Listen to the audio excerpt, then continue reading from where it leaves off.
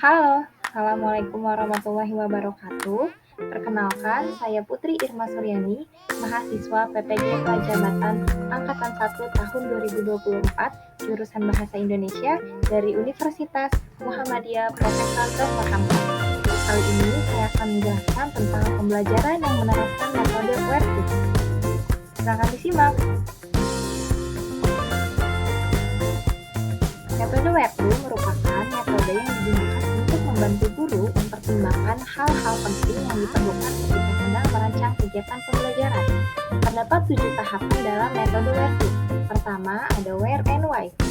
Pada tahapan ini terdapat manfaat tujuan, manfaat dari topik yang akan dipelajari, bentuk penugasan, dan penilaian pada peserta didik.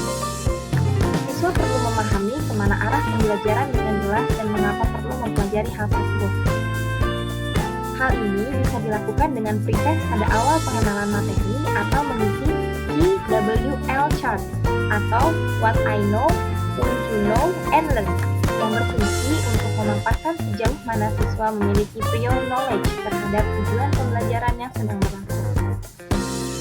Kemudian tahap Hook and Hold, aktivitas yang mampu membangkitkan fokus dan perhatian peserta didik pada topik, dapat berupa menyatakan masalah atau isu, pemberian pertanyaan pemantik, atau aktivitas permainan sederhana. Guru perlu merancang aktivitas yang menarik perhatian siswa untuk terlibat lebih dalam pada pencapaian target pembelajaran.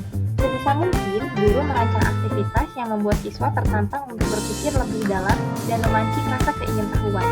Kegiatan ini bisa dilakukan dengan menyusun puzzle, memecahkan permasalahan sehari-hari, atau brain teaser. Namun, kegiatan ini juga harus memberikan esensi terhadap proses yang berlangsung. Ketiga, tahapan Equip. Pada tahapan ini, perlu adanya perpaduan antara eksplorasi dan pengalaman nyata yang menghasilkan pemahaman yang utuh dalam kegiatan pembelajaran.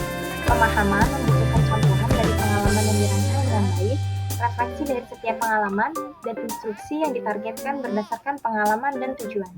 Di bagian ini, pemahaman siswa akan bertumbuh menjadi pengetahuan yang utuh akan dunia sekitar.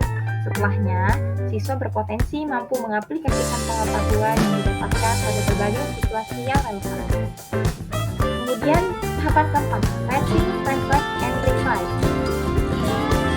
Pada tahapan ini, aktivitas belajar yang menunjukkan kemampuan berpikir kritis peserta didik setelah berhasil menemukan konsep dalam topik, yakni dengan cara mengembangkan ide-ide besar membutuhkan tahapan berulang atau bersusun. Tahapan pembelajaran tidak bisa jika hanya dilakukan sekali, namun harus terus berkembang. Siswa perlu dituntut untuk berefleksi, mengkritisi, dan menganalisa kembali pengembangan pemahaman mereka berdasarkan umpan balik dan hasil belajar. Dalam proses berulang inilah pemahaman siswa diharapkan lebih berkembang dibandingkan siklus tahapan sebelumnya. Tahapan kelima yakni evaluasi, merancang kegiatan yang mengajak peserta didik untuk melakukan penilaian terhadap dirinya sendiri dan kemampuan. Siswa memerlukan waktu untuk meninjau ulang dan mengevaluasi sejauh mana pemahaman mereka. Luangkan waktu untuk siswa mengutarakan poin-poin saja yang sudah dan atau belum dipahami dengan baik. Ajak siswa untuk ikut berperan sebagai seorang penilai bagi hasil pekerjaan mereka, baik dengan saling memeriksa atau memeriksa pekerjaan mereka masing-masing. Dorong siswa untuk mengenal langkah dan upaya yang sudah membantu mereka berhasil mencapai tujuan pembelajaran.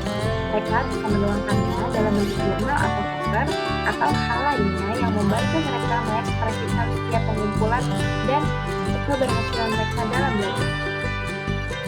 Kemudian tahapan keenam yakni tailor, penyesuaian kegiatan pembelajaran berdasarkan kebutuhan peserta didik yang meliputi minat, gaya belajar kegiatan belajar yang dilakukan berdasarkan proses diferensiasi pembelajaran. Pada tahapan ini, kegiatan pembelajaran harusnya mengikuti kebutuhan, gaya belajar, dan minat siswa. Hal ini bisa dilakukan dengan melakukan pendekatan terhadap siswa atau memberikan beberapa pilihan kegiatan untuk mencakup kebutuhan siswa yang beragam. Dan yang terakhir, tahapan organize atau penyusunan kegiatan pembelajaran dilakukan secara runtut dan terstruktur agar proses pembelajaran dapat berjalan optimal. Pada tahap ini, guru sebagai perancang perlu mengorganisir dengan optimal setiap alur pembelajaran yang efektif. Guru perlu mengatur rancangan pembelajaran menjadi sebuah urutan yang tepat untuk pemahaman yang mendalam bagi setiap pelajar. Guru perlu memastikan bahwa setiap materi yang dipelajari tidak lewat begitu saja, namun berkesinambungan satu dengan yang lain membentuk pemahaman yang utuh untuk mencapai tujuan pembelajaran. Nah, bagaimana rekan-rekan PPG? Apakah sudah jelas penjelasan mengenai metode Where to? Saya berharap jelas ya. Terima kasih sudah menyaksikan dan mendengarkan penjelasan metode Where to yang dijelaskan oleh Putri Irma Suryani. Sampai bertemu di video-video berikutnya. Wassalamualaikum warahmatullahi wabarakatuh.